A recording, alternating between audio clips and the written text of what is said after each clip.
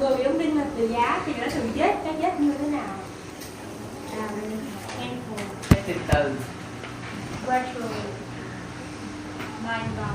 Yes.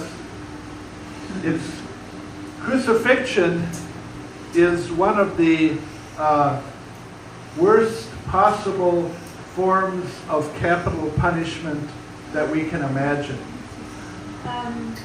Đóng đinh là một hình thức tử hình, đó là kinh khủng nhất hay là dã man nhất mà một người có thể trải qua. The Romans used it for only the very worst criminals. Và luật pháp La Mã thời đó chỉ dành hình thức tử hình đóng đinh đó, trên thập tự giá cho những tội nhân mà như tàn ác nhất hay là những tội nhân mà kinh khủng nhất. And when you were nailed to the cross, you would often stay alive for 2, maybe even 3 days. Và có những người bị đóng đinh trên thập tự giá thì họ vẫn sống sót qua nổi 2 đến 3 ngày. What you normally die of in a crucifixion is asphyxiation. Asphyxiation, the inability to breathe. Và thường người ta chết khi đóng đinh đó là do bị ngộp thở, người ta không thể thở được. Because when your arms are extended, bởi vì về mặt sinh học đó, khi mà tay chúng ta mà bị dang ra hai bên như vậy, it takes a lot of energy to lift your lungs up để thở thì phải to be able to get a breath. Để thở thì phải gồng hết sức mới thở được một hơi. And when you finally get so tired that you can't take one final breath, và tới khi nào mà mình tức là đuối sức và không thể nào mà hít thêm tức là cố gắng để thở thêm một hơi được nữa, then you die. thì lúc đó mới chết. But that can take up to 3 days. 3 days of suffering. Nhưng mà nhiều khi mất đến 3 ngày đau đớn khổ hình. And they would crucify people and put the crosses up next to main roads, where all the people would walk by and look at you. Và thường á là đặt cái cây thập tự đó ở những bên cạnh những con đường lớn để mọi người đều đi qua để có thể nhìn thấy và như là phỉ nhổ, khinh bỉ cái người mà bị tử hình này. Because the Romans used crucifixion as a way of showing people that if you oppose us as the government, this is what will happen to you. Và tức là họ bên chế độ La Mã cũng sử dụng hình thức tử hình là đóng đinh trên thập tự giá như vậy, như một cách lời cảnh báo và đe dọa những kẻ nào mà dám nổi lên chống lại họ.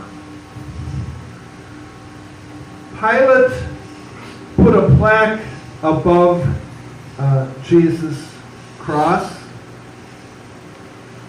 that said, "This is the King of the Jews." Và Phi-lát thì có đóng một tấm bảng ở phía trên cái thập tự của Chúa Giêsu, có ghi là đây là vua dân Do Thái. He did it in a mocking way. Và chúng ta hiểu là cái đó là một hình thức sỉ nhục, một hình thức mà nhạo báng Chúa Giêsu. He didn't believe that, of course. Chắc chắn là ông không tin Chúa Giêsu là vua dân Do Thái. But he wanted the people to walk by and see that and say, "Ha ha ha, the king is dead." Vâng, và ông Phi-lát làm như vậy tức là để mọi người đi qua nhìn thấy họ cười nhạo Chúa Giêsu, cái là vua dân Do Thái mà như thế này sao? Now, Pilate put this plaque in 3 different languages. Và chiếc cái tấm biển đó được ghi trong 3 ngôn ngữ khác nhau.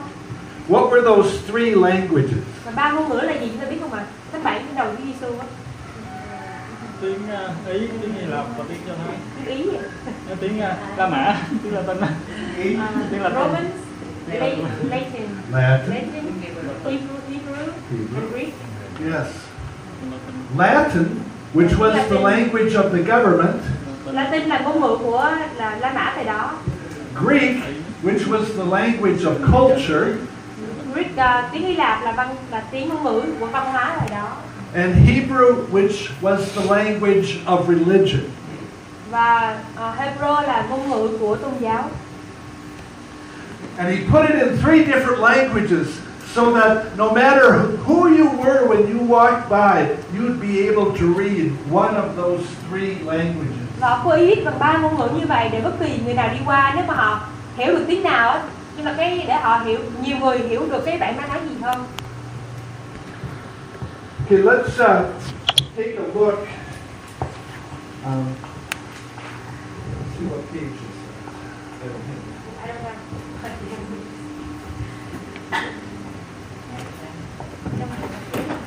I got it here.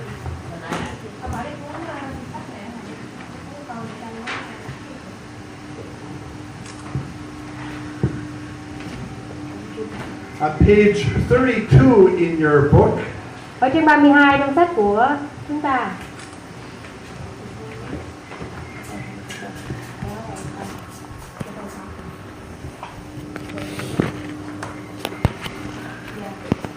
Chúng ta mở ra trang 32.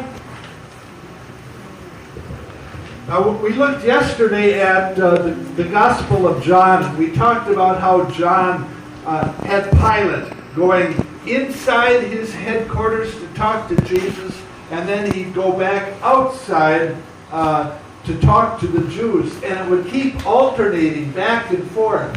Hôm qua chúng ta học của ông Giăng thì chúng ta cũng nói về việc Giăng mô tả cảnh Phi-lát cứ phải đi ra phía trước cái dinh thự của ông để trò chuyện với những người, với đoàn dân Do Thái, rồi để đi vào bên trong để nói chuyện với Chúa Giêsu, cứ đi ra đi vào đi ra đi vào như vậy. Now the Gospel of Mark does something different, but still just as interesting, in the way that he tells the story. Và Phô Mát cũng kể chuyện này nhưng mà theo một cách khác và theo một cách khác. For Mark, each section has someone speak the words "the King of the Jews" or something very similar. They all say the King. Yeah. In the Gospel of Mark, each of those sections of the trial and crucifixion uses the phrase "the King of the Jews." Và trong Phô Mát thì ông cũng kể lại cái câu chuyện đó nhưng mà theo một cách khác, và trong mỗi cảnh mà ông mô tả lại thì đều có xuất hiện câu là vua dân Do Thái. So in in Mark's introduction, where Jesus is on trial by the Jewish council. Trong phần giới thiệu thì Chúa Giêsu bị xét xử bộ hội đồng Do Thái. We heard them present some false testimony. Đầu tiên chúng ta nghe là những người dân Do Thái họ đưa ra những lời chứng giả, những lời chứng gian. But even the witnesses could not agree. Mà thậm chí luôn những người mà làm chứng á, là họ cũng nói những điều họ nói cũng đã đối lập với nhau rồi. So they saw that there was really nothing they could convict him of. Và khi mà họ làm chứng mà họ không biết cái làm chứng á, họ nói dối, cho nên họ nói dối đối lập với nhau. Và như vậy thì họ nhận ra cũng không có cách nào để buộc tội Chúa Giêsu được. But then they asked him, "Are you the Messiah, the Son of God?" Cho nên họ mới hỏi rằng, or the Son of the Blessed One? ngươi có phải là Đấng Mê-si, là con Đức Chúa Trời hay không? And Jesus says, "I am." Và Chúa Giêsu đáp, ta là hay là đúng như vậy. And immediately they say, "Blasphemy!" Và ngay lập tức là buộc tội ngay chỗ đó, không có bắt tội, không có tội nào hết, nhưng họ gài bẫy Chúa Giêsu và nói rằng Chúa Giêsu phạm tội phỉ báng. Out of his own mouth has come the words which convict him. Bởi vì ngay miệng Chúa Giêsu vừa mới xưng nhận những lời mà Chúa Giêsu vừa nói á, là bị buộc tội phỉ báng, là phạm thượng Đức Chúa Trời. Then comes scene 1. Và bắt đầu chúng ta bước vào cảnh 1. Jesus is on trial by Pilate. Chúa Giêsu bị Phi-lát xét xử. And Pilate asks him, "Are you the King of the Jews?" Và cảnh đầu tiên thì Phi-lát nói, ngươi có phải là vua dân Do Thái hay không? And Jesus gives a rather ambiguous response.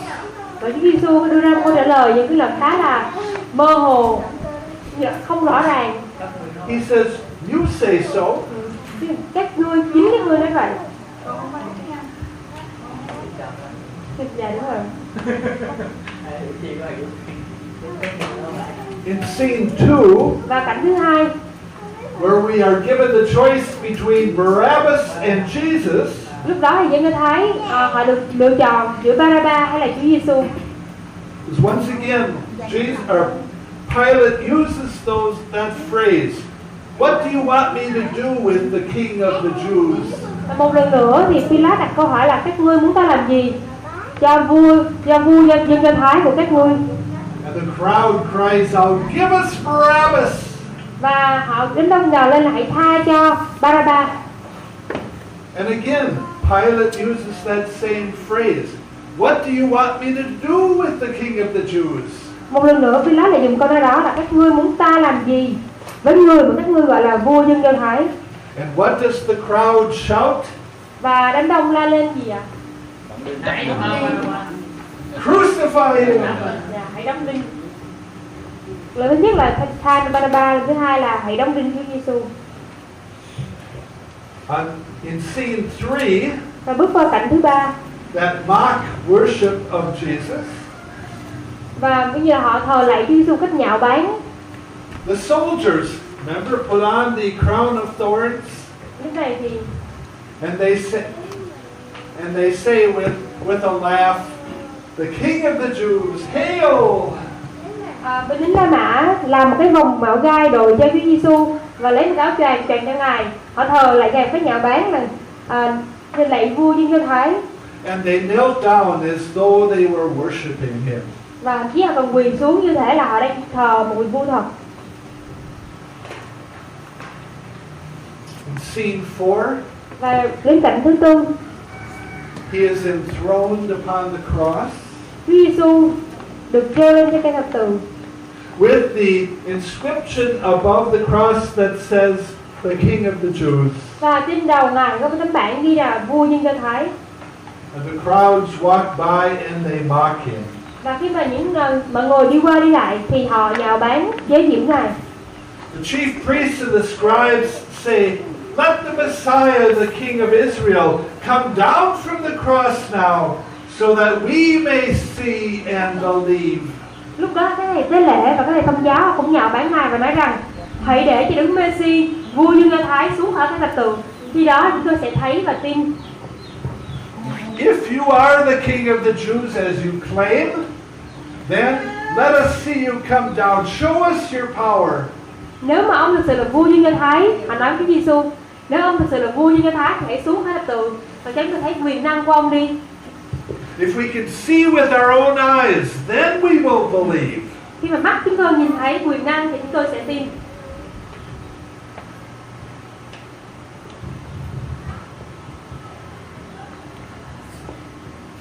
Finally, scene 5. Và cuối cùng là cảnh 5.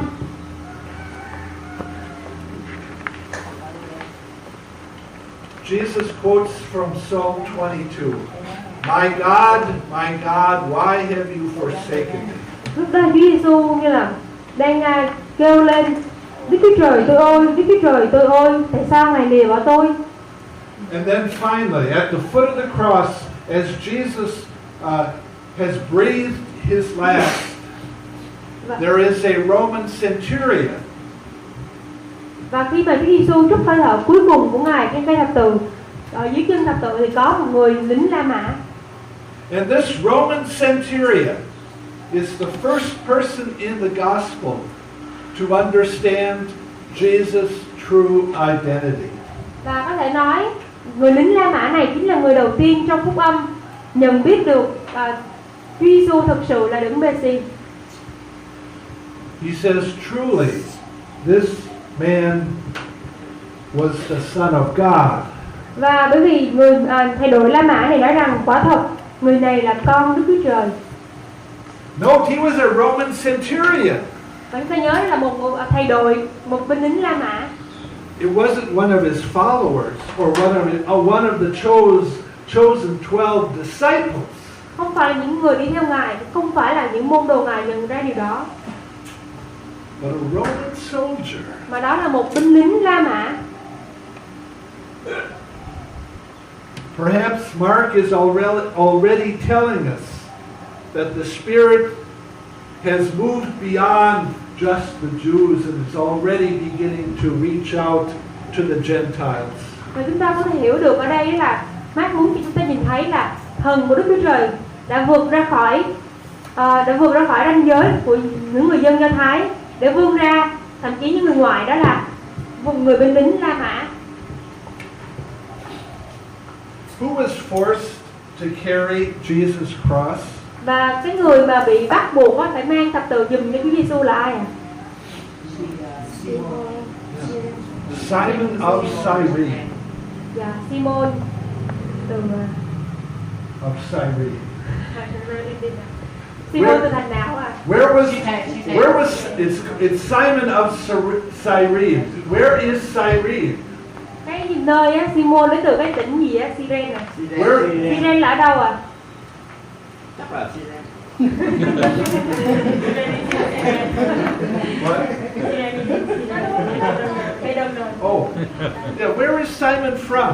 Vậy Simon đến từ thành nào à? Cyrene và đó là ở đâu? Cyrene is in northern Africa. Đó là ở Bắc Phi, Bắc của châu Phi à.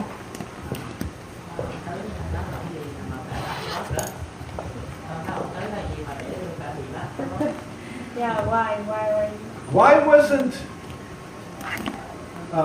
wasn't Jesus able to carry the cross himself? Tại sao Chúa Giêsu không tự mình mang thập tự mà phải nhờ người khác à?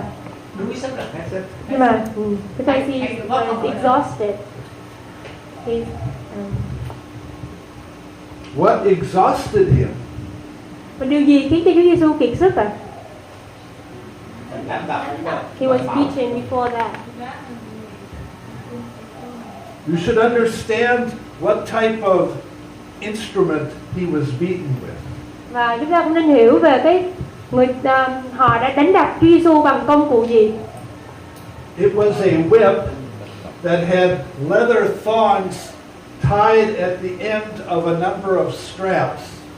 Đó là một cái roi mà có những cái cục, những cái móc á, cái móc bằng da. And tied into those leather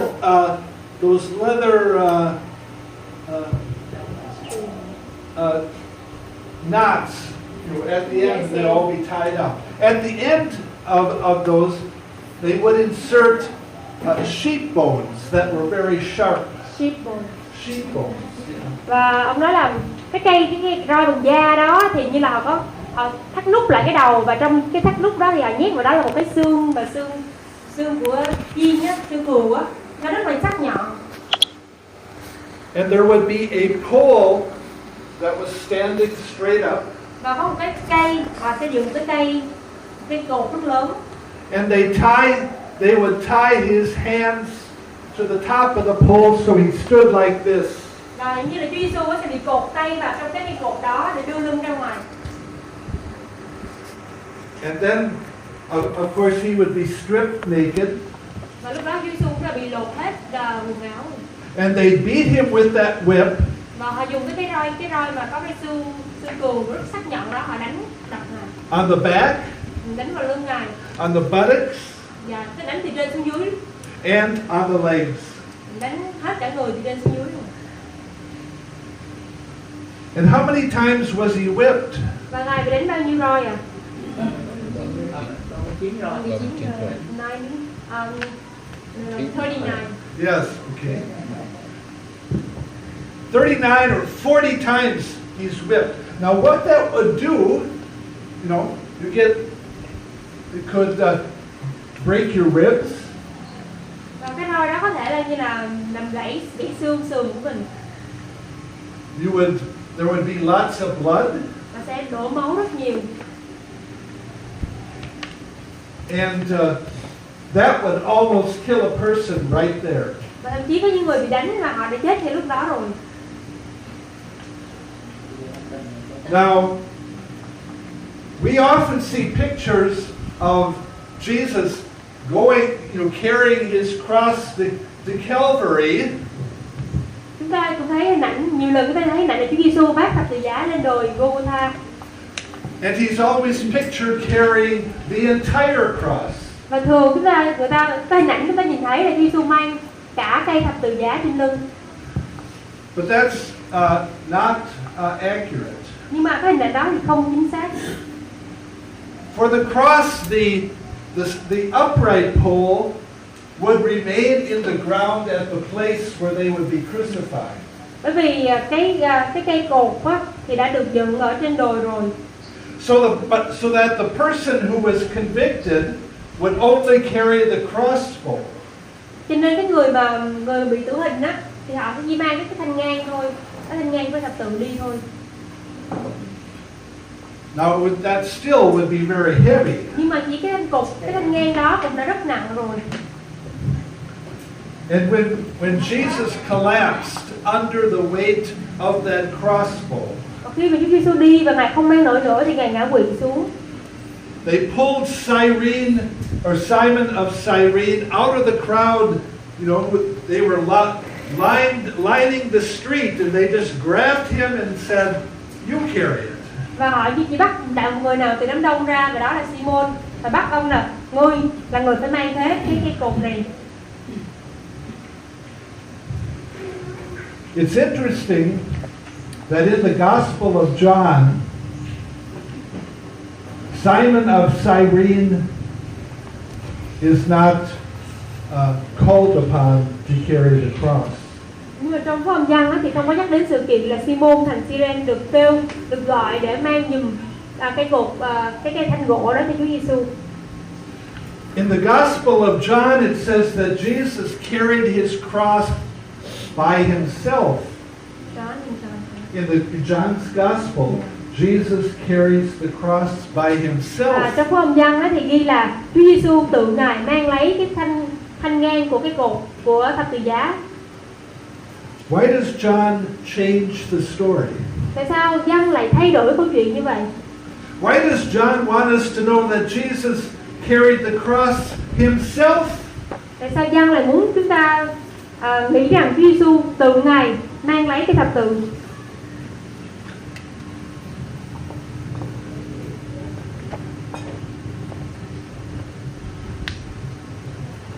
What point would John be making by saying Jesus carried the cross by himself? What point is John making?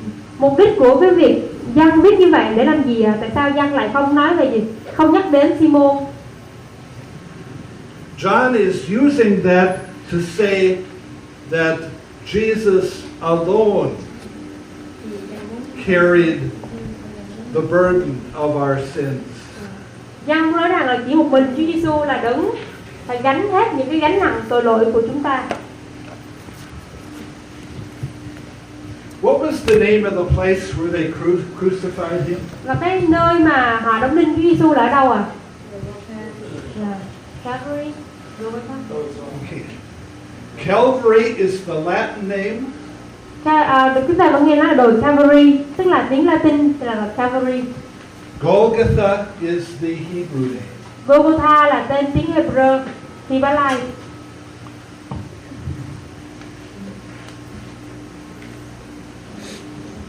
What time was the crucifixion? Và thời điểm mà Chúa Giêsu bị đóng đinh là lúc nào ạ? 9 giờ sáng. 9 a.m. Yes, 9 a.m., the third hour of the day. Giờ thứ ba trong ngày là 9 giờ sáng.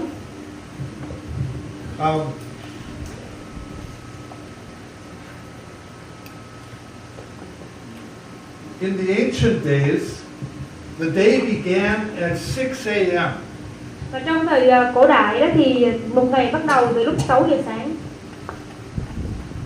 So that when he's crucified at 9 o'clock, that's the third hour. Noon is the sixth hour. The third hour is 9. Pardon? The third hour is From 6 to 9 is 3 hours. So they would say 9 a.m. is the third hour. Yeah. Noon, another 3 hours, is the sixth hour. And then 3 p.m. would be the ninth hour. Và 9 giờ sáng tức là 9 giờ sáng của mình tức là giờ thứ ba, lúc 12 giờ trưa thì là giờ thứ 6 của họ. What happened from noon until 3 p.m.? Và từ lúc 12 giờ trưa cho đến 3 giờ chiều thì có chuyện gì xảy ra?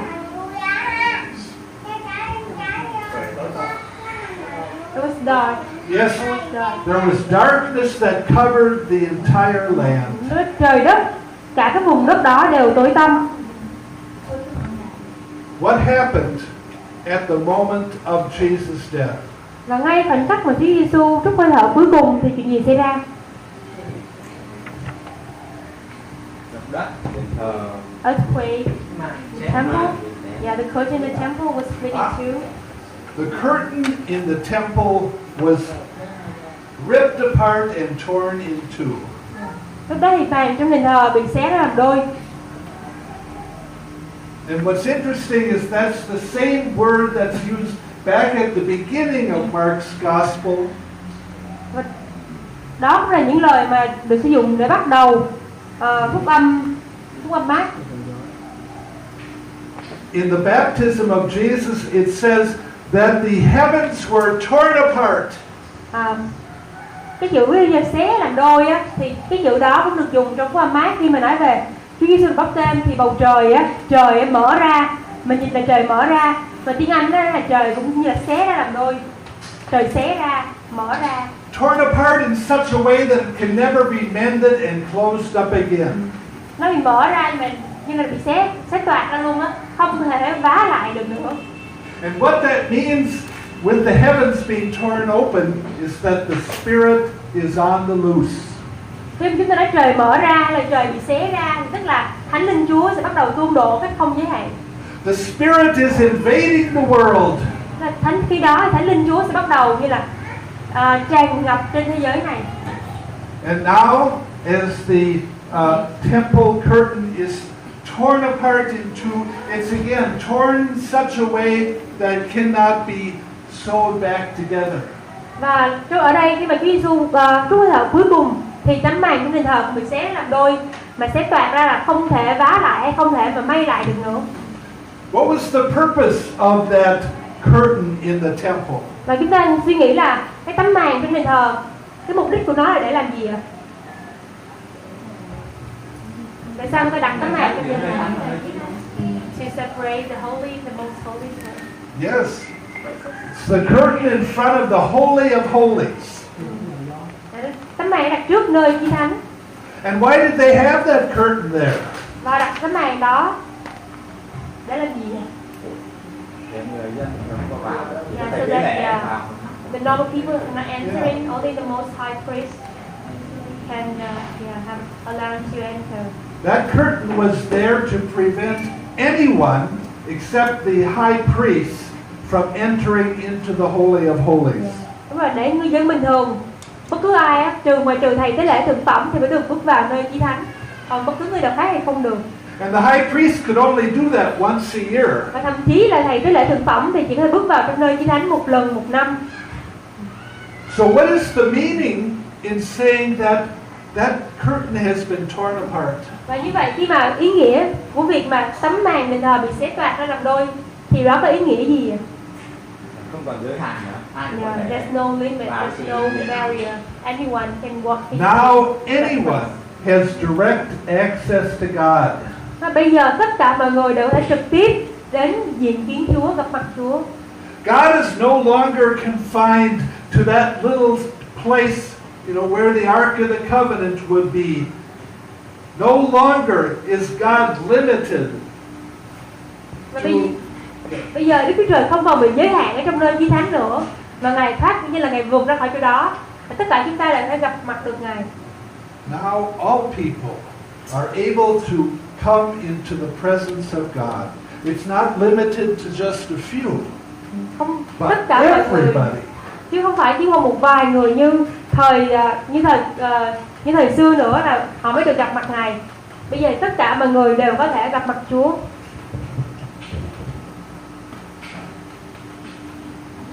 Any questions? Chúng ta có câu hỏi gì ở phần này không ạ? Okay, let's move on to section number 12 on page 34. Chúng ta sẽ bước qua phần số 12 ở trang 34.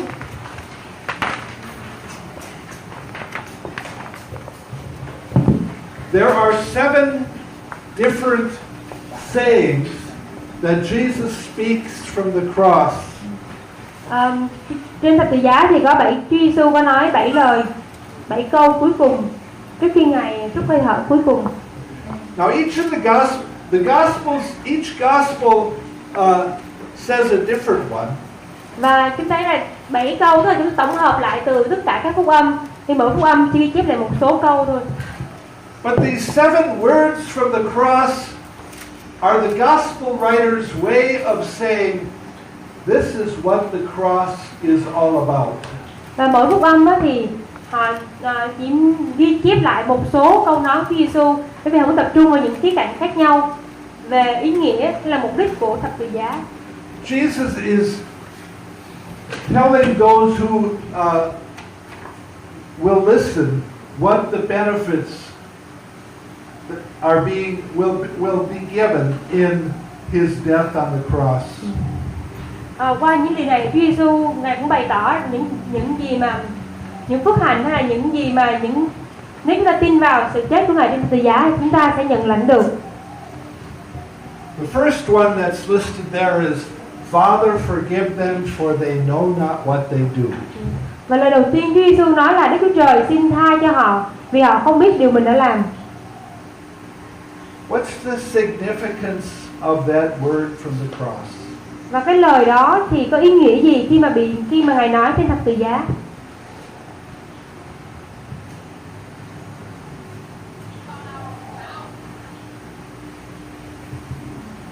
Part of the answer of that is answering the question, who is them? Father, forgive them. Và Chúa Giêsu nói là xin cha tha thứ cho họ. Thì để hiểu thì chúng ta cũng cần phải xác định là họ trong câu nói đó là ai? Là những người mà đáng đinh. Những người lính Roma ạ. The Roman soldiers who was crucifying, nailing Jesus on the cross. Yes. But I think that we are also part of them. Và tôi nghĩ rằng chúng ta cũng làm thuộc trong số họ mà Chúa Giêsu đang nói đến. Because if we had been there, we would have joined in yelling out, crucify him. Bởi vì nếu chúng ta có mặt ở đó thì có thể chúng ta cũng sẽ ở trong đoàn dân đông đang gào thét lên là hãy đóng đinh Chúa Giêsu. Because Jesus disrupted not only the Jewish way of life, but the way of life of everyone who lives in this world. Bởi vì Chúa Giêsu đến thì không chỉ làm đảo lộn tất cả những cái lối sống cũ của đế quốc La Mã mà cả của những người, của tất cả mọi người trên thế giới. If we had really understood who this Jesus was, nếu chúng ta thực sự hiểu được Chúa Giêsu là ai, we would have accepted his words of grace and mercy. We would have accepted Jesus when he said, God loves you and wants you to be his. Nếu chúng ta biết Chúa Giêsu là ai thì có lẽ chúng ta đã chấp nhận lời của Ngài, những lời đầy ân điển và thương xót của Chúa. But instead, we saw Jesus as one who was taking control away from us. Nhưng mà nhiều khi chúng ta nhìn Chúa Giêsu như là một người mà cướp lấy cái sự kiểm soát cuộc sống của chúng ta. He said he came to bring us to heaven, and we said, no, I want to get there myself.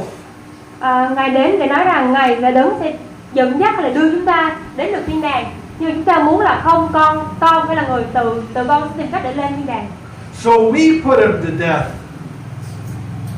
We put Jesus to death. Cho nên chúng ta chính là người ở trong đoàn dân đã giết Chúa Giêsu. And so the first word is a word of forgiveness upon all of us. Và cho nên lời đầu tiên Chúa Giêsu nói thì ở trên thập tự là lời tha thứ, tha tội. Not only the Roman soldiers who Không phải chỉ put tha the tội. nails in his hands and his feet. Không phải chỉ tha tội cho những người lính La Mã lúc đó đang đóng đinh vào tay và chân Ngài, But us as well. nhưng mà Ngài cũng tha tội cho tất cả chúng ta. The second word, Lời thứ hai của Chúa Giêsu: truly I tell you, today you will be with me in paradise. Quả thật ta nói với ngươi, ngày hôm nay ngươi sẽ ở cùng ta ở thiên đàng hay là ở Paradis. The first word was about forgiveness. Lời đầu tiên Chúa Giêsu nói là lời tha tội, tha thứ. What is the second word about? Lời thứ hai Chúa Giêsu nói là gì ạ? To whom is Jesus speaking here? Và Ngài đang Chúa Giêsu đang nói câu này với ai? Với ai ạ? Dạ. Với tên tên thiệt. Yeah. There are two thieves. Dạ, có hai tên trộm. One on his left and one on his right. Một tên ở bên trái, một tên ở bên phải. And the one thief, starts to say to Jesus, Và một if tên you trộm, really are the Son of God, come down from the cross and take us with you. và một tên trộm nói với Chúa rằng nếu ông thực sự là con Đức Chúa Trời thì hãy tự mình xuống cái thập tự và giúp chúng tôi cùng xuống nữa. But the other thief says, why do you mock him so? We deserve to be crucified, but he doesn't. Và tên trộm thứ hai nói rằng tại sao ngươi lại sỉ nhục Ngài như vậy? Ngài không phạm tội gì, chúng ta bị đóng đinh là xứng đáng, nhưng Ngài thì không. So Jesus says to him, today I say to you, you will be with me in paradise. Và sau đó Chúa Giêsu nói, quả thật ta nói cùng ngươi, ngày hôm nay ngươi sẽ ở cùng ta ở thiên đàng. What is the message of that word from the cross for us? Và thông điệp trên thập tự giá đó nói gì, hay là nói có ý nghĩa gì đối với chúng ta?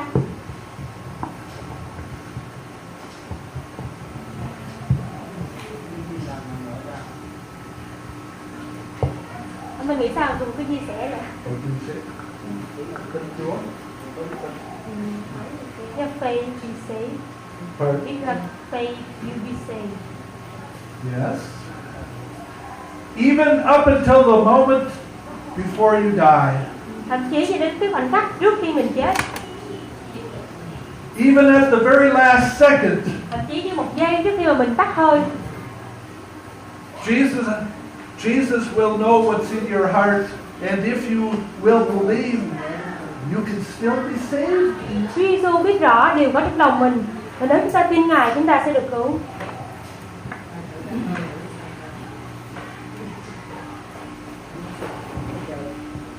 And that's really a word of hope. Và đó là một lời đầy hy vọng.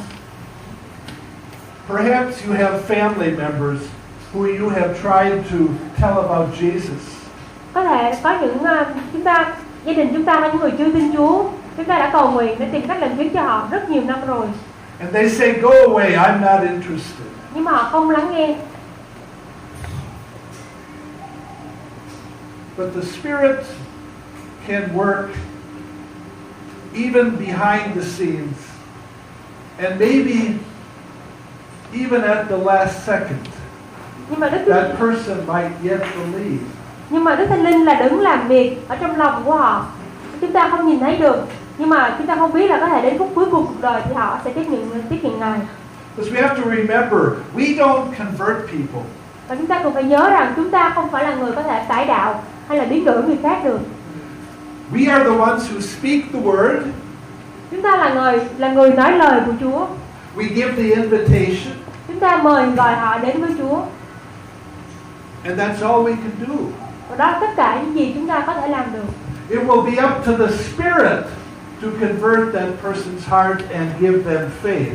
Bởi vì chính Đức Thánh Linh sẽ là đấng mà cáo trách lòng của họ và ban cho họ đức tin. So that even at the last second of your life, there is still hope that Jesus will take you home to Him to be with Him in paradise. Như vậy thì đối với tên trộm thì đối với chúng ta, thậm chí ở giây phút cuối cùng của cuộc đời chúng ta vẫn có hy vọng là có thể sẽ được sự cứu rỗi, được ở cùng với Chúa trong cõi đời đời. The third word is from John 19. Và lời thứ ba ở Giăng đoạn 19. He says, "Woman, here is your son, and here is your mother."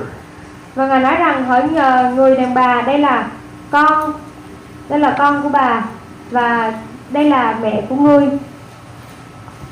To whom is Jesus speaking? Chúa Giêsu đang nói lời này với ai ạ? Who is the woman? John. No. Who is the Cái woman? người đàn bà mà Chúa Giêsu đang nói là ai ạ? Mary. Mary, his mother. You're right. Mary and John were standing at the foot of the cross. Lúc đó thì Mary và Giăng đang đứng ở dưới chân thập tự giá. And he speaks to Mary, woman, here is your son. And he speaks to John, the disciple, here is your mother. Và Chúa Giêsu nói với Mary là mẹ ngài rằng đây là con của bà. Và nói với Giăng rằng đây là mẹ của ngươi. Why does Jesus do that? What is the meaning of those words? Và Chúa Giêsu nói điều đó có ý nghĩa gì? Những lời đó có nghĩa gì? Tại sao ngài nói như vậy?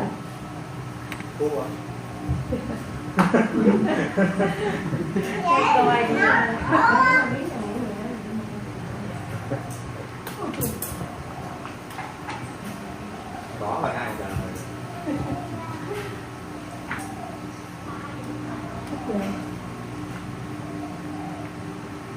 Ông Giang này chắc là ông Giang môn đồ chứ không phải Giang em chủ đúng không? Giăng môn đồ. Giang môn đồ.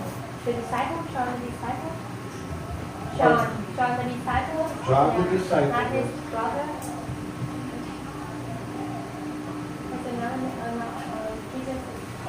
No, it's remember there are those two brothers, James and John. This is the brother John. Đây là Giăng môn đồ anh em với lại Gia Cơ. What is Jesus doing for his mother? Chúa Giêsu đang làm điều gì cho mẹ của ngài? With Jesus being put to death, she is left alone with no one to care for her. Vì khi mà Chúa Giêsu bị đóng đinh trên thập tự giá thì Mary sẽ còn lại như là một mình, không còn ai chăm sóc cho bà nữa. Jesus is giving to his mother Mary a new son who will care for her. Bây giờ Chúa Giêsu muốn mẹ mình có một người con khác để có thể chăm sóc cho bà. So that Jesus is creating a community for Mary in which she can continue to be cared for and supported. Nói cách khác là Chúa Giêsu muốn xây dựng mối quan hệ là tạo ra một cộng đồng để ở đó Mary có thể được quan tâm, được chăm sóc.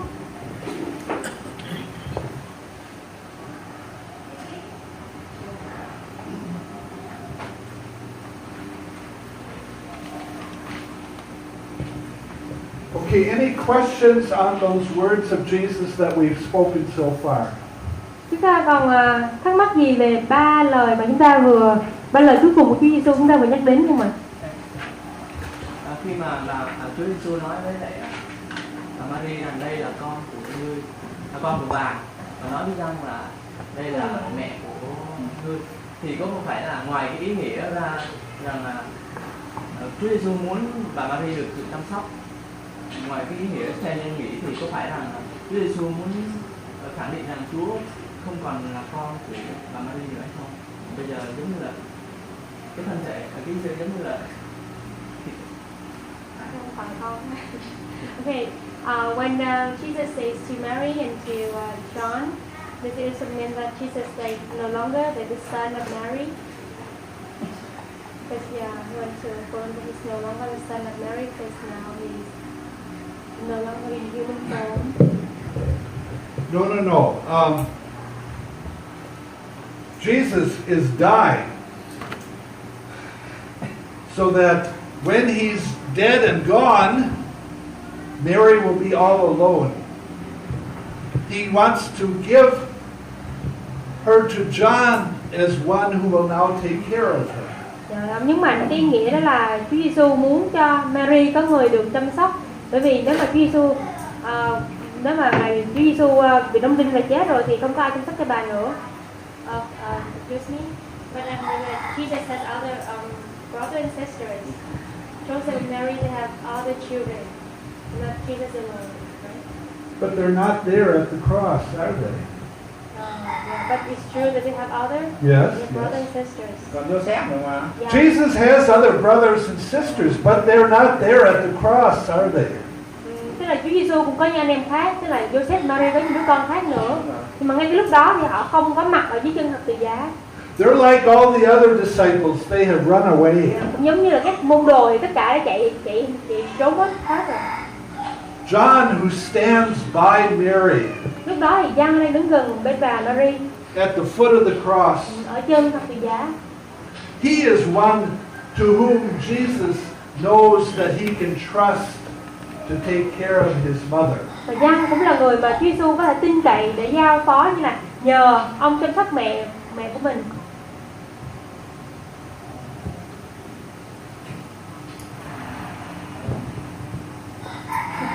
And he said about Joseph. Joseph is his husband. Hình như là rồi hôm nói thì mình cũng có thể nói vậy được, nó thực sự nó cũng sai nhưng đúng ở đây. Thì thực sự nếu mà so về cái cuộc đời của Chúa bắt đầu chấm dứt từ đó, gọi là cái thân thể xác thịt đó, thì Chúa sẽ chấm dứt từ đầu đó. The life of human life has ended there. When Jesus come back as the King, as the God. Thì trong hiện tại Ngài cũng không phải làm con của bà Maria được, mà Ngài là đang làm Chúa mà. The question was asked, well, what about Joseph? Where was he? Từ nãy tôi nói là Joseph nữa, Joseph ở đâu? After they go back to Nazareth, Joseph is never mentioned in the gospel stories again. Sau khi tức là Joseph và Mary quay trở lại cái thành gì á. So tradition says that he had died. Tức là sau cái năm 12 tuổi á, thì Joseph và Mary đi tìm Giêsu. Sau thời gian đó thì không thấy Joseph được nhắc đến nữa. Là người ta đặt giả thuyết là nhiều khả năng là Joseph đã qua đời rồi, cho nên Joseph không hề xuất hiện một lần nào nữa. Jesus is going to be with the Father. Và lúc này Chúa Giêsu đang sắp sửa được ở bên cạnh Đức Chúa Cha. But Mary has to remain on this earth for a while. Nhưng mà Mary thì vẫn còn đang sống trên đất. And a woman all alone has no means of support, no one to take care of her, no one to make sure she has food and a house. Và có thể Chúa Giêsu cũng lo là Mary bây giờ là cô độc và phải sống, có thể không có người nào chăm sóc cho bà, không ai có thể bảo đảm cho bà là có được một cái nhà để sống hay là có thức ăn hàng ngày. So Jesus turns to disciple John and says, "Take care of her. You are now a son, like a son to a mother." Và lúc đó Chúa Giêsu mới quay sang môn đồ Giăng và nói rằng, hãy xem như đây là mẹ của ngươi, hãy xem như là con ngươi là con của mẹ, và chăm sóc cho người phụ nữ này. What does that mean for us? Như vậy đối với chúng ta thì điều đó chúng ta áp dụng hay là chúng ta hiểu điều này như thế nào? When we join a church, Khi mà chúng ta bước vào hội thánh, are we not brothers and sisters of one another? chúng ta nói chúng ta là anh chị em với nhau, đúng không ạ? Are we not called to care for one another? Như vậy chúng ta cũng được kêu gọi để quan tâm chăm sóc lẫn nhau, To help the weakest among us? để giúp đỡ những người nào mà yếu đuối nhất trong hội thánh. That's what this word from the cross is all about. Và đó là ý nghĩa của lời nói này của Chúa Giêsu trên thập tự. Yes. Word number 4. Và chúng ta sẽ bước qua lời nói thứ tư của Chúa Giêsu. This word from the cross is both in Matthew and in Mark. Và lời nói này được ghi chép trong cả sách Matthew và sách Mark. Now, there's at the bottom of page 34 there's a little graph where you have to fill in how Jesus is quoting from Psalm 22. Ở cuối trang 34 trong sách bài tập của chúng ta thì chúng ta thấy là Matthew trích dẫn rất nhiều từ Thi Thiên 22. The early church called Psalm 22 the crucifixion psalm. Và chúng ta gọi Thi Thiên 22 là Thi Thiên về sự đóng đinh. Because Psalm 22, of course, was written by King David. Và chúng ta biết là Thi Thiên 22 được viết là bởi vua David. It talked about a time when he was under great persecution. Ông viết Thi Thiên này để nói về một thời kỳ mà ông đang ở dưới sự bắt bớ khủng khiếp. And as Matthew and Mark write the story about Jesus' crucifixion, they talk about Psalm 22. Nhưng mà khi Matthew và Mark viết về cuộc đời Chúa Giêsu thì họ cũng nhắc trích dẫn từ Thi Thiên 22. Because in Psalm 22:1, Bởi vì ở câu Thi Thiên 22 câu 1, he says, my God, why have you forsaken me? Đức Chúa Trời tôi ơi, Đức Chúa Trời tôi ơi, tại sao Ngài lìa bỏ tôi? And if you look in Matthew 27, Và khi chúng ta so sánh ở Thi Thiên Matthew 27 verse 46, câu 46, verse 46 is the answer to put in that blank. và chúng ta sẽ tra ở trong Thi Thiên Matthew 27 là chúng ta sẽ điền vào là câu 46. And then Psalm 22:6 that says, scorned by others and despised by the people. Và ở Thi Thiên 22 câu 6 là nói rằng là điều ô nhục của loài người, là vật khinh dễ của dân sự. The answer to that blank is verses 39 to 43. Thì chúng thấy ở trích dẫn ở trong Matthew đoạn 27 từ câu 39 đến 43. Next is Psalm 22:7. All who see me mock at me, they shake their heads. Thi Thiên 22 câu 7 nói rằng thế kẻ nào thấy tôi đều cười nhạo tôi, lắc đầu. The answer to that, the verse to put in that blank is verse 39. Và câu này được trích dẫn lại ở khi Matthew 27 câu 39. The next one is Psalm 43. Sau đó là ở câu tiếp theo đó là ở trong Matthew 27 câu 43. The next blank is verse 35. Sau đó ở Thi Thiên 22 16 thì được trích lại ở Matthew 27 câu 35. And the last one where they divide their clothes among them. Và câu cuối cùng nói về việc mà quân lính chia áo sống của Chúa Giêsu. You can put in verse 35. Thì chúng ta có thể ghi vào đó là câu 35.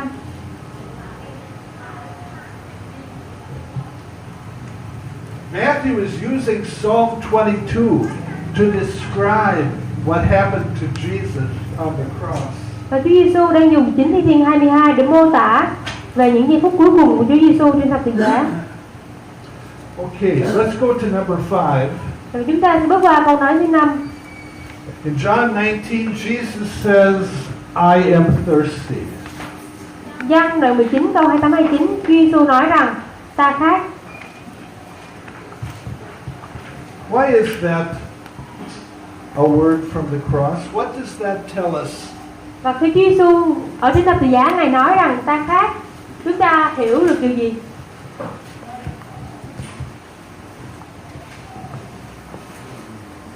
Mất máu mất nước rồi, Ngài khát nước. Naturally, he lose his lead, and so his lead is tired and so thirsty.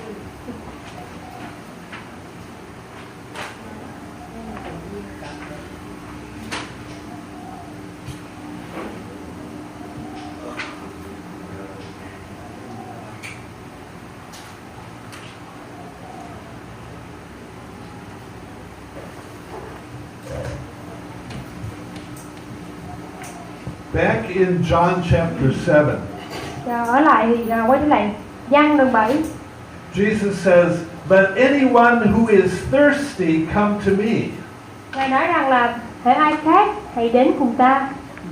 And let the one who believes in me drink. Những kẻ nào tin ta thì sẽ được uống nước. As the scripture has said, Cũng như Kinh Thánh đã nói, out of his belly shall flow rivers of living water. từ lòng ngươi sẽ tuôn ra sông nước hằng sống. And it's only in John's gospel that the soldier takes his spear and pierces Jesus' side. Và cái điều này thì chỉ có trong phúc âm Giăng có nói đến cảnh là quân lính La Mã dùng ngọn giáo để đâm vào hông Ngài. And in John's Gospel, when the spear pierces his side, what comes out? Và khi mà cái ngọn giáo đâm vào hông Chúa thì có cái gì mà xảy ra? Máu của các nước. Hai thứ rồi. Là blood and water. Blood and water. What's the significance of blood and water? Nước và máu có ý nghĩa là gì? To cleanse our sin. Water representing baptism. Nước thì biểu trưng là cho sự phép báp têm. The blood representing the Lord's Supper, Holy Communion. Và máu thì cũng là đại diện nó nhắc đến là tiệc thánh. That in these two events we are able to drink from Him who gives us the waters of eternal life. Và chúng thấy là báp têm và tiệc thánh là hai điều mà chúng ta có thể nhận được. Khi mà chúng ta đến với Ngài, chúng ta nói chúng ta là kẻ khác, chúng ta đến với Chúa để nhận được sông nước hằng sống. He is the one who is the living water. Bởi vì Ngài chính là sông nước hằng sống. Only He can satisfy our thirst Chỉ một mình Ngài có thể làm thỏa mãn cơn khát của chúng ta and refresh our souls. và làm tươi mới linh hồn của chúng ta. Finally, next, number 6. Và sau đó thì chúng ta đến câu thứ 6, lời thứ 6 của Chúa Giêsu. John 19:30. Ở trong Giăng đoạn 19 câu 30. He says, "It is finished." Ngài nói rằng mọi sự đã được hoàn tất. What does that mean? Điều đó có nghĩa là gì ạ? Sự cứu chuộc hoàn tất. The salvation is done. Đấy. Yes. It is finished. Mọi sự đã được hoàn tất. It is accomplished. Mọi việc đã xong, đã hoàn thành rồi. My work is done. Công tác của ta đã hoàn thành. What I have come to do has finally been finished. Những việc mà ta đến trái đất này để thực hiện thì đã được hoàn thành. Now he can die. Bây giờ ta có thể nhắm mắt ra đi. Because on the cross he has put to death. He has met sin, death, and the power of the devil, and he has vanquished them. Và bởi vì trên thập tự giá là nơi mà như là hội tụ của tất cả mọi tội ác, và chính tại nơi đó thì Chúa đã chiến thắng rồi. It's finished. Cho nên công tác của Ngài đã hoàn thành. And finally, the last word. Rồi cuối cùng From chúng the ta đến lời thứ 7. From the Gospel of Luke, chapter 23. Lời thứ 7 ở trong sách Luca đoạn 23, câu 44 câu 46. Father, into your hands I commend my spirit. Cho con phó thác linh hồn của con trong tay Cha. Luca đoạn 23. Again, he's quoting from a psalm. Và ở đây cũng là trích dẫn từ một sách thi thiên. And it's a final word of trust. Và lời cuối cùng của Chúa Giêsu đó là lời của sự phó thác, của sự tin cậy. Jesus commits his life and his future into God's hands. Chúa Giêsu như là phó thác cuộc đời, phó thác sự sống và tương lai của Ngài trong tay Đức Chúa Trời. Okay. Any questions about the 7 last words from the cross? Chúng ta có câu hỏi nào về 7 lời cuối cùng của Chúa Giêsu trên thập tự không ạ? Yes, quá đầy đủ rồi. Không, Là hỏi. còn gì lời học thêm? Câu số 7 á. In the last word. Tôi có cảm giác như là Chúa Giêsu nói cái câu này nó bị thừa. Vì giữa Chúa Giêsu với Đức Chúa Trời thì quá hiểu nhau rồi và Ngài biết cái công việc của Ngài rồi. Ngài đã phó thác cái linh hồn, cái thân thể của Ngài cho Đức Chúa Trời quyết định từ lâu rồi, không phải đến giờ này. Và tại sao đến giờ này Ngài nói cái câu này làm gì? Nó có là một câu nói gì cho chúng ta không? Has any meaning for us? Because I think Jesus don't have to say that because he understand and he know who God is. Because Jesus spoke those words, Father, into your hands I commit my spirit. We can also do the same thing because Jesus has won. The temple curtain has been torn, and we also now, because of what Jesus has accomplished on the cross, can also trust our spirits in God's hand. Và giống như Chúa Giêsu làm vậy như một tấm gương cho chúng ta, bởi vì Chúa Giêsu Ngài nói như vậy ở cái phút mà cuối cùng của Ngài, hay là những cái thời khắc mà quan trọng á, chúng ta cũng trong những khoảnh khắc hay là chúng ta cũng học theo được tấm gương Chúa Giêsu, chúng ta cũng phó thác linh hồn của chúng ta trong tay của Ngài. So we know that when we trust our lives to God's hands, khi mà chúng ta phó thác cuộc đời chúng ta trong tay Chúa, He will not drop us. Ngài sẽ không làm rơi. He will not let us fall. Ngài sẽ không để chúng ta vấp ngã. But He will hold us securely. Nhưng mà khi chúng ta phó thác trọn vẹn chúng ta trong tay Chúa thì Ngài sẽ cầm giữ chúng ta chắc chắn vẫn an trong tay của Ngài. So that nothing will be able to snatch us from His hand. Chúng ta yên tâm rằng sẽ không gì có thể cướp chúng ta khỏi tay của Chúa. Amen. Okay. Let's take a 5-minute break. Chúng ta có 5 phút nghỉ như nào? No. Listen. Not 20 minutes. Không 20 phút rồi. Hôm nay đến 5 rồi. Why it is that Jesus died. We're going to look at section 13A on page 36. Chúng ta sẽ mở ra trang 36 đến phần tại sao Chúa Giêsu phải chết. Have you done your homework by looking at those 3 pictures that ask the question, that answer the question, why did Jesus die? Chúng ta có làm bài tập về nhà không ạ? Chúng ta nhìn vào 3 hình ảnh. Tại sao để trả lời cho câu hỏi tại sao Chúa Giêsu phải chết? Has anyone done their homework? Có ai làm bài tập về nhà không ạ? Cái tập thôi chứ không phải làm. He read. Anh đọc rồi ạ. He read, but not like. Okay. I want you to divide into a couple of groups with those people around you. Look at the 3 pictures of why Jesus died, and then answer those questions. Thì chúng ta hãy chia nhóm ra để chúng ta trả lời câu hỏi này. So turn your chairs around and start talking with one another. You want 2 or 3 groups? However many. Chắc nhóm này mình chia thành 2 nhóm nhỏ để mình thảo luận với nhau, nhóm này một nhóm mà. Chúng ta chia thành nhóm, chúng ta thảo luận với nhau trả lời câu hỏi. 3 or 4 or 3 pictures. Yes, there are 3 pictures. There's the jail. Chúng ta thấy là nhìn vào trang 36-37 là có 3 hình. Hình 1 nhà tù, hình 2 là phòng xử án, hình 3 nam châm.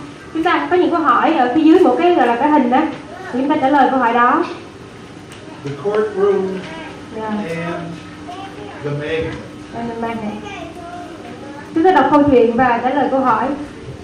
Read those 3 stories together and answer the questions. Yeah. Mình chia nhóm ra để mình thảo luận với nhau thì sẽ tốt hơn. Bây giờ chúng ta quay vòng tròn lại đi, nói làm liền đi. Đây là ba Tôi chết cho ai? Chúng ta đọc câu chuyện á, trong câu chuyện trả lời câu hỏi đó nó dễ hơn. Không phải tùy nếu mình nhóm to mình thảo luận được không ạ? Nếu không thì chia nhóm nhỏ hơn. Là chia ra dễ hơn. đây là nhóm số 3 nha. Còn chia nhóm số 1, số 2 là không biết nào. Nhóm 3. Mấy thầy phía sau thầy mình nhóm 2 chơi. Nhóm 3 mình nhóm già. Vậy là con quay đây luôn. Biết luôn đây nè.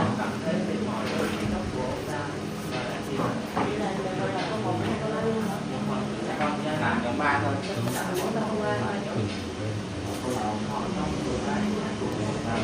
500 đó. Mỗi người là mỗi nhóm rồi.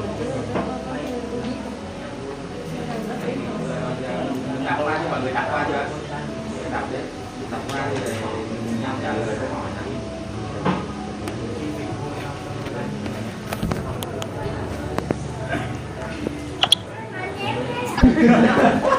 Tại vì để đổi lấy sự tự do của To exchange for the freedom of all people. Jesus died to break down the door of the jail. Và sau đó thì con trai của nhà vua đó Chúa Giêsu ngày chết để phá vỡ cửa nhà tù, To bind Satan để trói cột hoàng tử nhân ác là Sa-tan lại, and let all of the people out of the prison of sin. để tất cả mọi người chúng ta được thoát ra khỏi nhà tù tội lỗi. The courtroom. Và sau đó là đến hình ảnh số 2 là phòng xử án.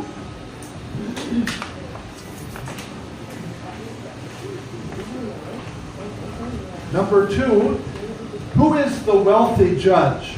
Còn vậy ai là thẩm phán giàu có? Yeah. That's God. Yes. What is the forested part? Còn cái khu rừng hay là công viên đó là gì ạ? The world. There, the earth, yes. Là trái đất ạ. Who are the whole population? Toàn bộ dân số công dân ở đây là gì ạ? That's us or all the people. Dạ đó, tất cả mọi người là có chúng ta nữa. And who is the judge's son? Và con trai của thẩm phán là ai? Chúa Giêsu. Jesus. Là Chúa Giêsu. See, these are not difficult questions. Dạ, 4 câu hỏi rất dễ đúng không ạ? They're intended to be very obvious so that we can understand the story of why Jesus died. Đây là câu chuyện minh họa rất rõ ràng để chúng ta dễ hiểu được và trả lời câu hỏi này, tại sao Chúa Giêsu lại chết theo câu chuyện này. So in story number 2, why did Jesus die? Trong câu chuyện số 2 thì tại sao Chúa Giêsu phải chết ạ? Tội lỗi của hóa tội. Yeah, so that the justice is satisfied. Yes. In this theory, justice demands punishment. Bởi vì công lý để được thực thi thì phải có người, như là phải hình phạt phải được đưa ra. And so Jesus took the punishment upon himself that we deserved. Và Chúa Giêsu ở đây là ngài là người đứng để nhận hình phạt thay cho chúng ta. He died in our place so that we could be called not guilty. Thay đáng lẽ chúng ta phải chịu hình phạt này, Chúa Giêsu đã nhận lấy để chúng ta không còn bị công bố là có tội nữa. Okay. Picture number 3, the magnet. Và chúng ta có câu chuyện số 3 là nam châm. Even if you haven't read the story, you should be able to figure out the answer. Thậm chí mình chưa đọc câu chuyện này mà có thể trả lời được. Ví dụ ai là người cha? Who is the father? Người cha trong câu chuyện là ai ạ?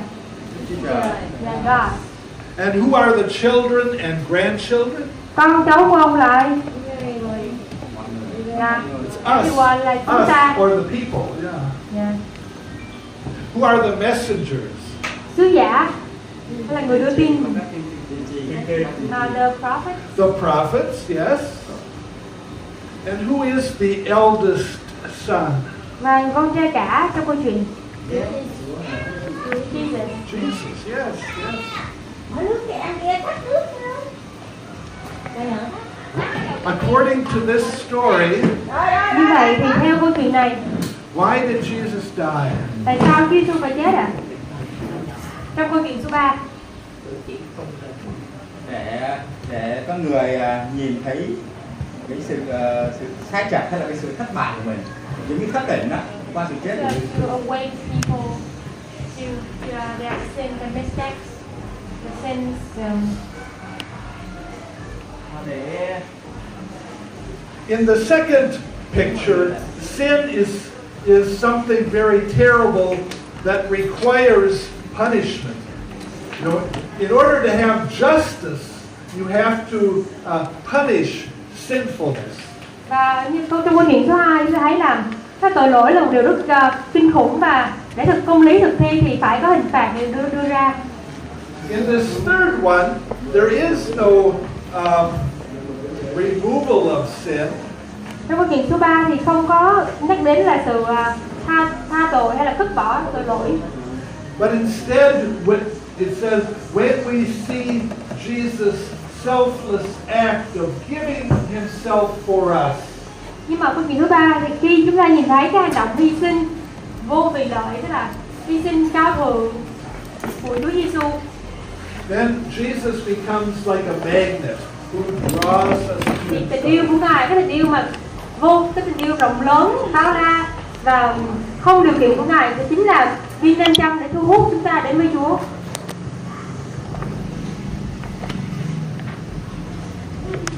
On page 38, Chúng ta lật qua trang 38 ạ. I'll tell you where to draw the lines. Chúng ta sẽ vẽ để kết nối những câu kinh thánh với lại hình ảnh tương ứng là nhà tù cùng sự án bên 500. John 15:13. Như là chúng ta nối cầu bên trái và bên phải á. Ví dụ là Giăng 13, 15, 13. Draw the line down to the bottom where it says the magnet. Để chúng ta sẽ được kết nối với 500. Revelation 5:9. Bản quyền 59. Draw it across to the top where it Chúng says sẽ the được jail. đến chỗ nhà tù. Colossians 1:13 and 14. Colosse 1 là 13, 14. Draw the line there to the jail. Đối với phòng nhà tù. And Colossians 2:13 and 14. Colosse 2, 13, 14. Draw the picture straight across to the courtroom. Để nối với phòng xử án. 2 Corinthians 5. Colosse nhiều, đoạn 5. Draw the line down to the magnet. Để nối với 500. Hebrews 2. Hebrew đoạn 2. Draw it up to the top to the jail. Để nối với lại nhà tù. And John 12. Và Giăng 12 Straight across to the magnet. sẽ nối với lại 500. You see, all three of these pictures have verses in the Bible that kind of support this particular idea.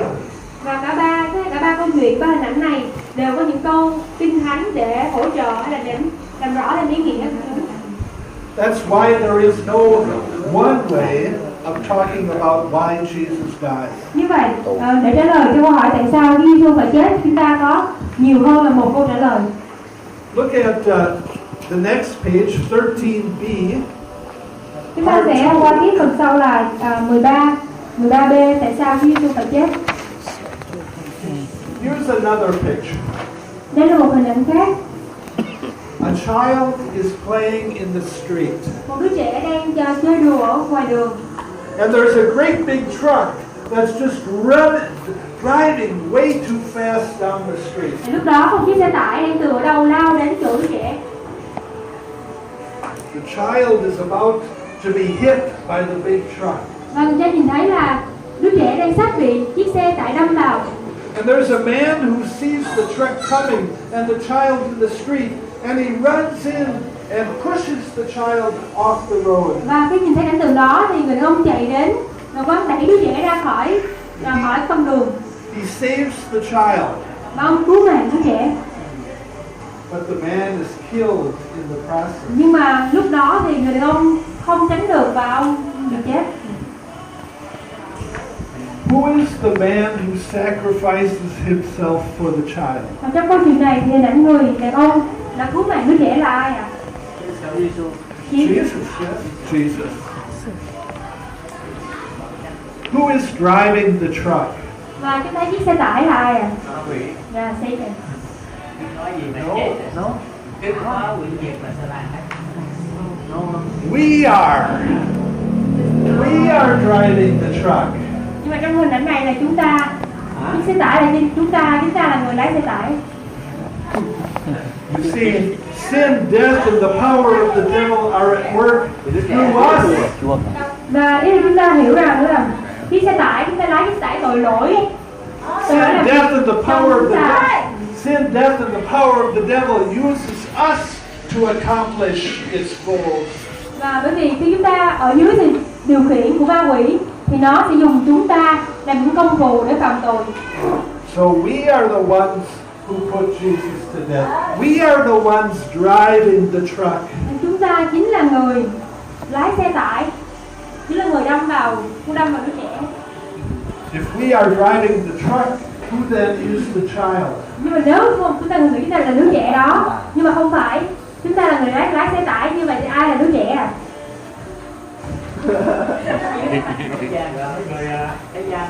Our neighbor. Đó là người lân cận của chúng ta. Lân cận.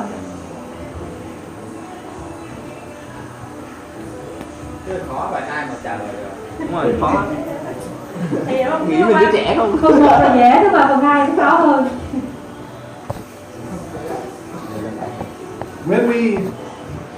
What we see here is Jesus making a real sacrifice. Ở đây lúc này chúng ta nhìn thấy Chúa Giêsu là Đấng thật sự đã hy sinh thân thể của Ngài, mạng sống của Ngài. The mistake we often make, though, is we ask the wrong question about the sacrifice. Và chúng ta không hiểu được là chúng ta đặt sai câu hỏi về sự hy sinh của Chúa. We want to ask, to whom was the sacrifice offered? Và chúng ta đặt câu hỏi là Chúa Giêsu hy sinh vì cớ ai? Did Jesus sacrifice himself for God? Ngài có phải Ngài hy sinh chính mình Ngài vì Đức Chúa Trời hay không? Or even worse, to the devil? Does the devil have to be paid off? Did Jesus sacrifice himself to the devil? Như là Chúa Giêsu có phải hy sinh để trả giá cho ma quỷ hay không? Câu này là không rõ. No. Vì Đức Chúa Trời hay là vì ma quỷ? The question we ask is, for whom did God give his life? Câu trả lời là Đức Chúa Trời Ngài đã có mạng sống của Ngài vì ai? The reason I like this story is that when we say that we are the drivers of the truck, then we're not just bystanders. Và cái câu chuyện thú vị ở chỗ là chúng ta là người lái xe tải, và bởi vì chúng ta không phải chỉ là người đứng, tức là không có liên quan gì, nhưng chúng ta có tham gia, có dính líu đến sự chết của Chúa Giêsu. In the picture of the jail, Trong hình ảnh về nhà tù, we're simply prisoners. chúng ta chỉ đơn giản là những người tội nhân hay những người bị giam trong đó. And the battle is between Jesus and the devil. Và cái trận chiến là trận chiến giữa Chúa Giêsu và ma quỷ. And we're kind of left out of the picture. Và trong cái hình ảnh về nhà tù của chúng ta chỉ là tội nhân, chúng ta chỉ đứng và quan sát, chúng ta không tham gia. But in this story, or this idea, we're not simply watching it happen. We're actually involved. We're the ones who are driving the truck. We are the ones who killed Christ. Trong câu chuyện chúng ta mới vừa đọc ở đây thì chúng ta không chỉ đơn giản là người qua đường, người đứng xem, mà chúng ta cũng là người tham gia vào câu chuyện. Chúng ta chính là người lái xe tải, chính là người đã giết Chúa Giêsu. So we have 4 pictures. Như vậy chúng ta có 4 hình ảnh, 4 câu chuyện. The jail, Nhà tù, where Jesus breaks down the prison bars and sets us free. trong đó Chúa Giêsu phá vỡ cửa nhà tù để cho chúng ta được tự do. There's the courtroom, Thứ hai là phòng xử án, where the judge demands justice. trong đó thì thẩm phán đòi hỏi là công lý phải được thực thi. A terrible sin has been committed and someone must pay. Bởi vì tội lỗi hay tội ác đã diễn ra và phải ai đó phải trả giá, phải bị hình phạt. So Jesus takes our punishment so that we can be declared not guilty. Và Chúa Giêsu là Đấng đã nhận lấy hình phạt đó để chúng ta không bị xem là có tội nữa. And thirdly, the magnet. Và thứ ba là hình ảnh về nam châm, viên nam châm. Jesus' death shows us God's love so strongly that it serves to act like a magnet that draws us to Himself. Hình ảnh thứ ba là sự hy sinh của Chúa Giêsu chính là để bày tỏ tình yêu quá lớn của Ngài. Tình yêu đó như một thỏi nam châm sẽ thu hút, sẽ cuốn hút chúng ta về phía Ngài. This fourth one is the only one in which we are actively involved. Và chỉ có trong câu chuyện thứ tư này là câu chuyện chúng ta là một nhân tố chủ động, tích cực tham gia vào trong câu chuyện. We were driving that truck much too fast Chúng ta đang lao lên chiếc xe tải đó. And that little child didn't even see us coming. Và cái đứa trẻ đang chơi trên đường, thậm chí nó còn không để ý là một chiếc xe tải đang lao về phía mình. And Christ came and pushed the child out of the way. So, but then got caught in the and was hit by the truck. Và Chúa Giêsu chính là đấng đã lao đến để đẩy đứa trẻ ra để cứu mẹ sống nó, và thay vào đó là Ngài phải chịu chết.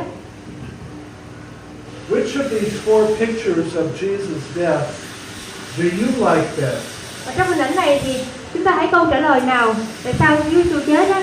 Chúng ta hãy câu trả lời nào là câu trả lời mà chúng ta thích nhất câu trả lời đồng chạm nhất đối với tấm lòng chúng ta.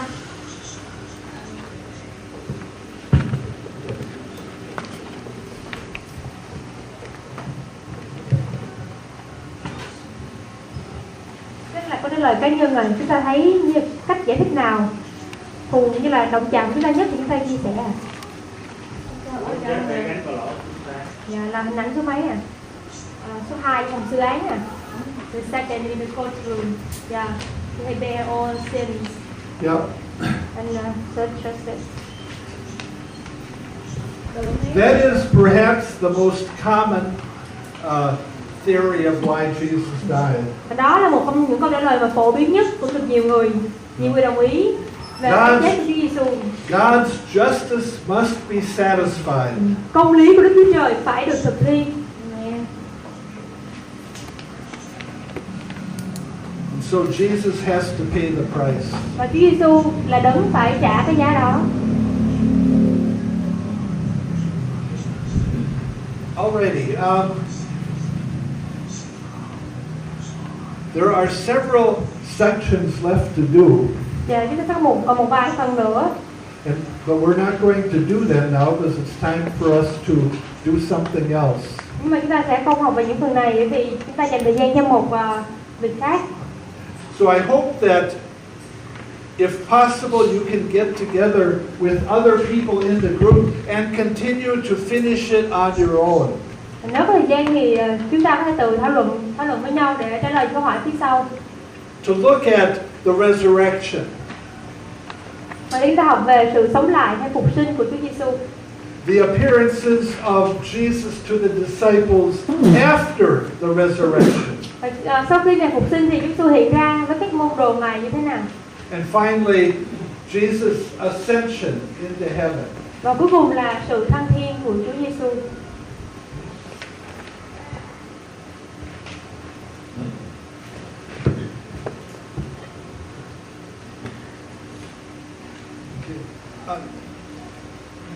Make that commitment to either work with other people or by yourself to finish the gospel story of Jesus.